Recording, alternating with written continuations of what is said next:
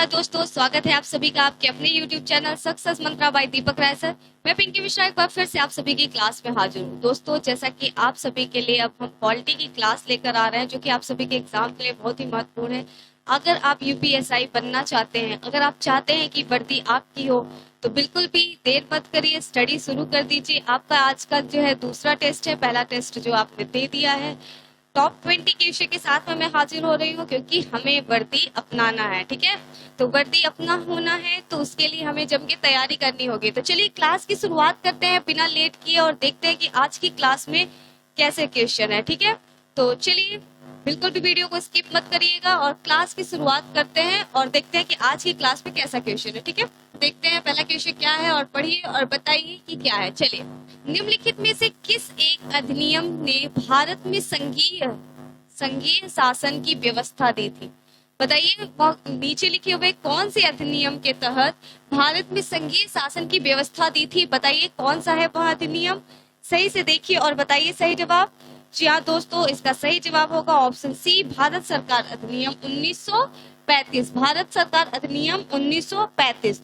दोस्तों, इसके बारे में बता दें कि संविधान का अधिकांश भाग इससे प्रेरित है। संविधान का जो अधिकांश भाग है वो इससे प्रेरित है, क्योंकि इसके तहत आरबीआई की स्थापना 1937 में एक संघीय न्यायालय की स्थापना, जो कि सारी जो है किससे रिलेटेड है, किसमें है, ये सब भारत सरकार अधिनियम 1935 के तहत आते हैं। ठीक है, चलिए अगला देखते हैं।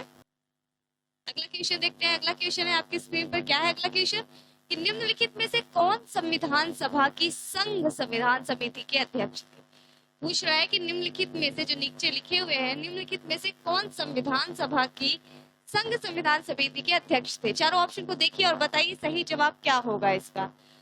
Option B, Pandit Jawaharlal Nehru. कौन थे? पंडित जवाहरलाल नेहरू।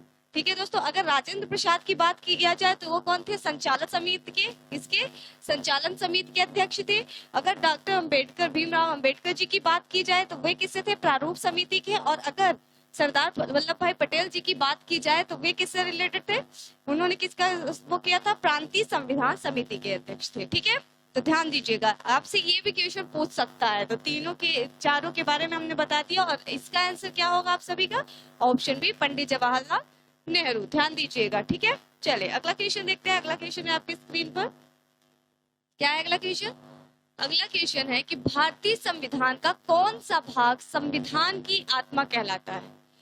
बताइए कि भारतीय संविधान का कौन सा भाग संविधान की आत्मा कहलाता है। दोस्तों, यहाँ पे दो ऑप्शन दिए हैं, उद्देशिका, अनुच्छेद। क्या चारों ऑप्शन में आपका जो ऑप्शन 1 और 2 है, इसमें आपका वैसे कहा जाए तो ये आर्टिकल 32 जो है होता है, क्योंकि ये संवैधानिक उपचारों का अधिकार को अंबेडकर जी ने ये वो किया था। ठीक है, लेकिन अगर आपको दोनों ऑप्शन देता है तो आपको पहले लगाना होगा उद्देशिका। उद्देशिका जिसे प्रस्तावना भी कहते हैं, किसने क्या कहा जाता है, वो भारतीय भाग संविधान की आत्मा कहलाता है। ठीक है, तो वह संविधान का आत्मा अगर पूछता है, और अगर केवल उद्देशिका देखता है तो उद्देशिका लगाना है, और अगर उद्देशिका ना देकर अनुच्छेद 32 दिया है तो आपको अनुच्छेद 32 ही लगाना है। ठीक है, आर्टिकल 32। ठीक है, तो यहाँ पे क्या सही जवाब होगा? उद्देशिका, ऑप्शन ए। चलिए अगला क्वेश्चन देखते हैं। अगला क्वेश्चन है आपकी स्क्रीन पर, क्या है अगला क्वेश्चन? अगला क्वेश्चन है कि भारतीय संविधान के किस अनुच्छेद में प्रेस की स्वतंत्रता का प्रावधान है?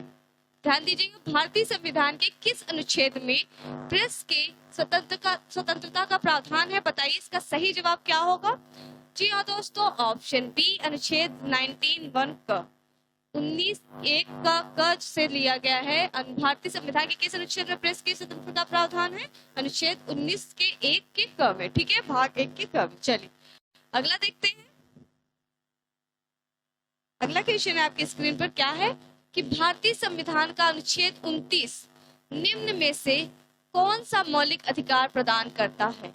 भारतीय संविधान का अनुच्छेद 29 जो नीचे लिखे हुए ऑप्शन में से कौन सा मौलिक अधिकार प्रदान करता है? बताइए सही जवाब इसका क्या होगा। ऑप्शन इसका सही होगा आपकी ऑप्शन डी, अल्पसंख्यकों के हितों की सुरक्षा। क्या होगा सही जवाब? अल्पसंख्यकों की हित की बात कहेगा। ठीक है, अगर धर्म की स्वतंत्रता की बात करें तो उसका आर्टिकल क्या होगा? 25, आर्टिकल 25। अगर धार्मिक आधार पर निषेध की बात करें तो आर्टिकल 27। ठीक है। अगर अपराध की दोष विध के संबंध में सुरक्षा की बात करें, दोष सिद्ध के संबंध की सुरक्षा की बात करें तो आर्टिकल 20, इसको भी ध्यान दीजिएगा। और इसके हिसाब से कि भारतीय संविधान का अनुच्छेद 29 निम्न में से कौन सा मौलिक अधिकार प्रदान करता है, तो ये अल्पसंख्यकों के हितों की सुरक्षा, और मौलिक अधिकार भाग 3 में। ठीक है, चलिए अगला क्वेश्चन देखते हैं।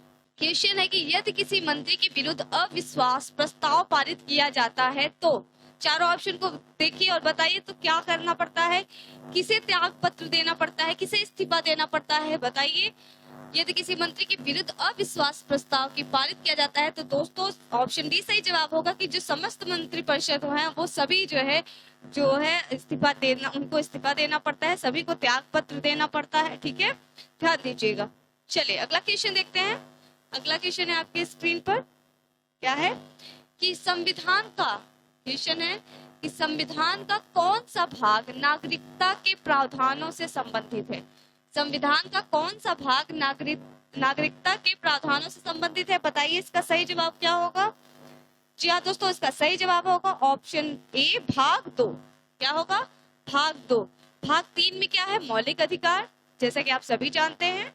तो भाग 3 में मौलिक अधिकार क्या है, और भाग 4 की बात करें तो नीति निर्देशक तत्व की बात है, और अगर भाग 4 के क की बात करें तो मौलिक कर्तव्य, क्या है, मौलिक कर्तव्य से संबंधित प्रावधान है। ठीक है, चलिए अगला देखते हैं।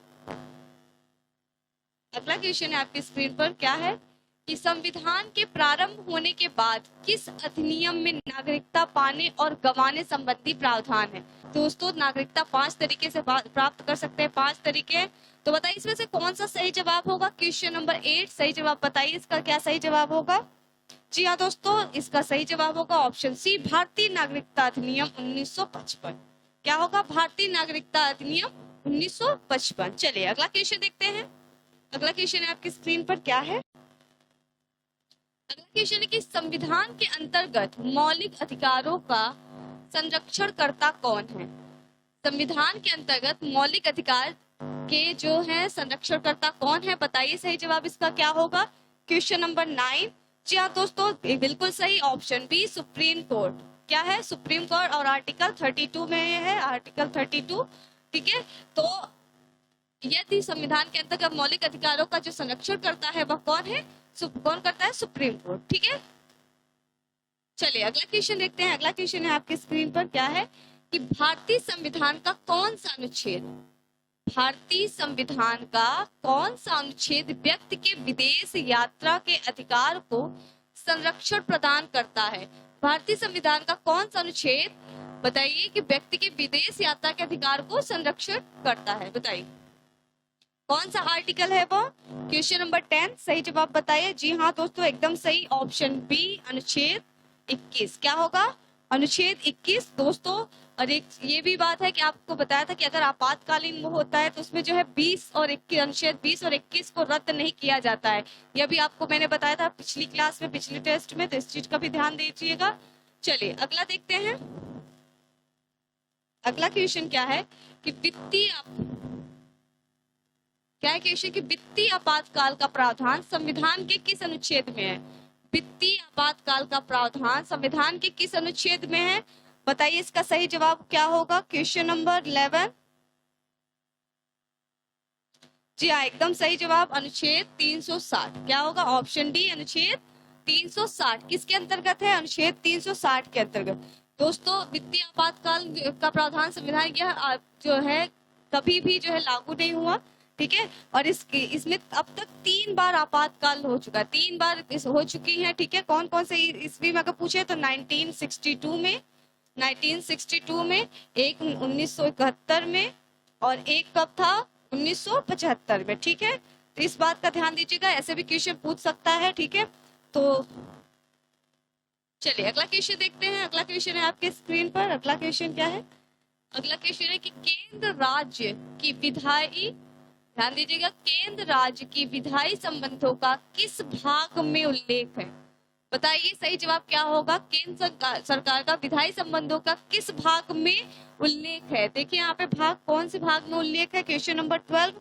जी हाँ दोस्तों, एकदम सही जवाब, ऑप्शन ए भाग 13, भाग 13 में। ठीक है, चलिए अगला क्वेश्चन देखते हैं। अगला क्वेश्चन है आपकी स्क्रीन पर, सरकारी आयोग की स्थापना निम्नलिखित में से किसके संबंध में हुई थी? बहुत ही अच्छा क्वेश्चन। बताइए कि सरकारी आयोग की स्थापना निम्नलिखित में से किस संबंध में हुई थी? बताइए इसका सही जवाब। जी हाँ दोस्तों, ऑप्शन बी, केंद्र राज्य संबंध में। कब? केंद्र राज्य संबंध में। और भारत सरकार ने 1983 में एससी के रिटायर्ड रणजीत सिंह सरकारिया की अध्यक्षता में ये किया था। ठीक है, सरकारी आयोग की स्थापना कब हुई थी? कि जो 1983 में जो एससी रिटायर्ड हैं मिस्टर रणजीत सिंह, क्या नाम है? मिस्टर रणजीत सिंह सरकारिया की अध्यक्षता में यह हुआ था। चलिए अगला देखते हैं। अगला क्वेश्चन, अगला क्वेश्चन है आपकी स्क्रीन पर कि राष्ट्रपति की अध्यादेश, क्या है? राष्ट्रपति के अध्यादेश निर्गत करने की शक्ति किस अनुच्छेद में वर्णित है?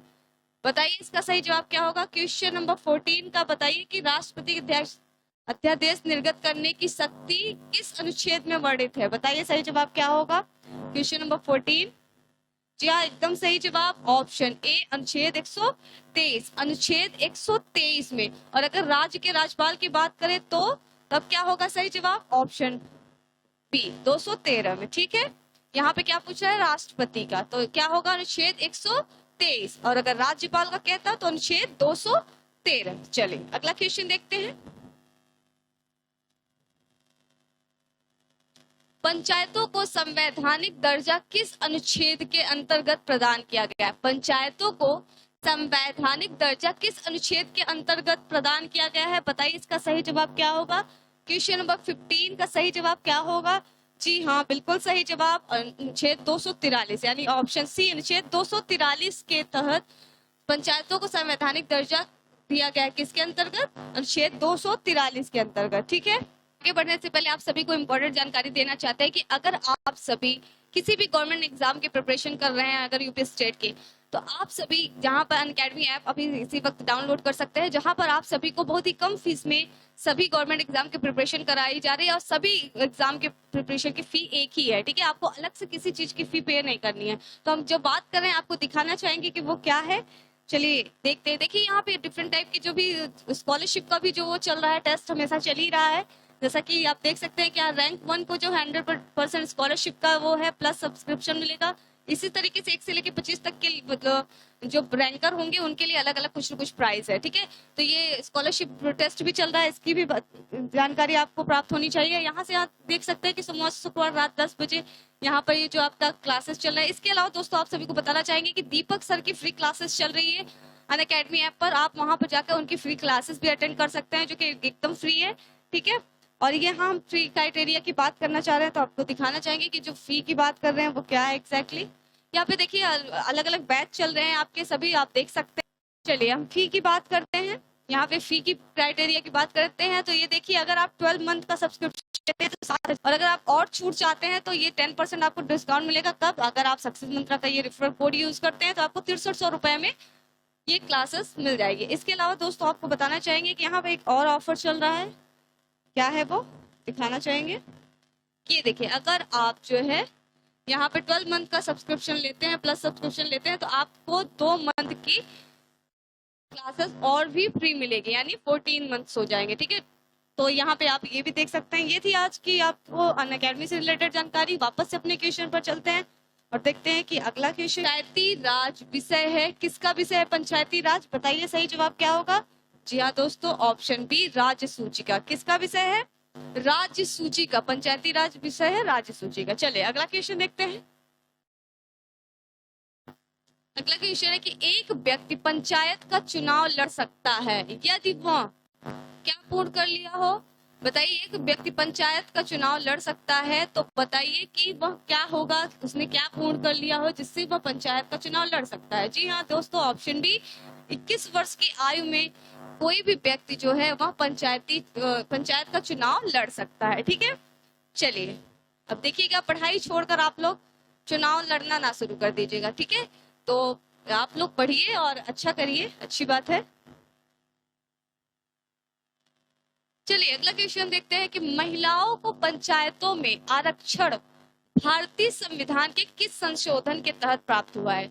महिलाओं को जो पंचायतों में आरक्षण भारतीय संविधान जो मिला है वह भारतीय संविधान के किस संशोधन के तहत प्राप्त हुआ है।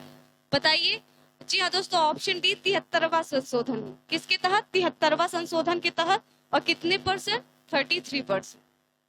कितने परसेंट? 33% आरक्षण का ये मिला है। और ये क्या कहते हैं, कब ये इसका अगर पूछा जाए कि कौन से सन में, तो ये आपका जो ईयर अगर पूछता है, ईयर भी पूछ सकता है, तो क्या सही जवाब होगा इसका? ईयर होगा 1992। ठीक है, तो ये है 33% जो है महिलाओं को भी जो पंचायतों में आरक्षण भारत संविधान के संशोधन के तहत मिला है। चलिए अगला देखते हैं। अगला क्वेश्चन है आज का आपका, क्या है? ग्राम सभा से क्या अभिप्राय है? बताइए, ग्राम सभा से क्या अभिप्राय है? चारों ऑप्शन को पढ़िए और बताइए सही जवाब क्या होगा। जी हाँ दोस्तों, ऑप्शन सी, ग्राम स्तर के पंचायत क्षेत्र के निर्वाचक नामावली में पंजीकृत सदस्य। ग्राम सभा से क्या अभिप्राय है कि ग्राम स्तर के पंचायत क्षेत्र के निर्वाचक नामावली में पंजीकृत सदस्य को क्या कहा जाता है? ग्राम सभा। ठीक है, चलिए अगला क्वेश्चन देखते हैं। अगला क्वेश्चन है आपकी स्क्रीन पर, क्या है? अगला क्वेश्चन है आज का टॉप 20 नंबर क्वेश्चन। चलिए बताइए आप सभी, भारतीय संविधान की किन अनुच्छेदों में नीति निर्देशक तत्वों का उल्लेख है? भारतीय संविधान के किन अनुच्छेदों में नीति निर्देशक तत्वों का उल्लेख है? बताइए कौन सा अनुच्छेद है? ऑप्शन सी, अनुच्छेद 36 से 51। कौन से अनुच्छेद में? अनुच्छेद 36 से 51 तक में क्या है? नीति निर्देशक तत्वों का क्या है? उल्लेख है। ठीक है दोस्तों, ये थी आज की आपकी टॉप 20 क्वेश्चन, जो कि आप सभी के एग्जाम के लिए बहुत ही महत्वपूर्ण है। तो पॉलिटी की क्लासेस आपको डेली मिलती रहेगी। लाइक करिए, शेयर करिए, सब्सक्राइब करना बिल्कुल भी मत भूलिए। और आपकी जो भी क्वेरी हो हमें कमेंट बॉक्स में बताते चलिए दोस्तों। इसके अलावा अगर आप मूल विधि की बुक चाहते हैं तो आपको वीडियो के डिस्क्रिप्शन बॉक्स में उसकी डिटेल दी गई है, आप वहां से आप प्राप्त कर सकते हैं।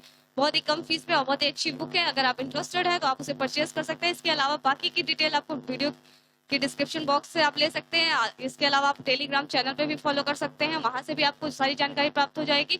और अगर कोई क्वेरी है तो आप कमेंट बॉक्स में बताते चलिए। इसके अलावा अगर आपको बुक से रिलेटेड या फिर कोई वैसी क्वेरी है तो आप सर को व्हाट्सअप कर सकते हैं, उससे वहां से आप अपनी जानकारी प्राप्त कर सकते हैं। ठीक है, तो दोस्तों ये थी आज की जानकारी आपकी पीडीएफ से रिलेटेड। और बाकी की क्लासेस जो है चलती रहेगी। आज का क्लास कैसा लगा ये भी बताना मत भूलिएगा, फीडबैक अपना देते चलिए। और वीडियो पसंद आई हो तो शेयर करना मत भूलिएगा। ठीक है, और दोस्तों लास्ट में जानकारी आपको देना चाहेंगे कि आज जैसा कि आप देख सकते हैं कि कोविड का कितना बेकार सा माहौल है। घर पे रहिए, स्वस्थ रहिए, सुरक्षित रहिए, घर से निकलिए मास्क लगा के चलिए, कोई भी वस्तु छुइए हाथ को जरूर धुलिए, बिना धोए कोई भी कार्य ना करिए। ठीक है, तो ये थी आज की जानकारी। मिलते हैं अगली क्लास में फिर से पॉलिटी की नेक्स्ट टेस्ट में। आज का ये सेकंड टेस्ट था, नेक्स्ट देखते हैं थर्ड में क्या है, कैसे क्वेश्चन है। फिर से मुलाकात होती है, तब तक के लिए इतना ही। धन्यवाद।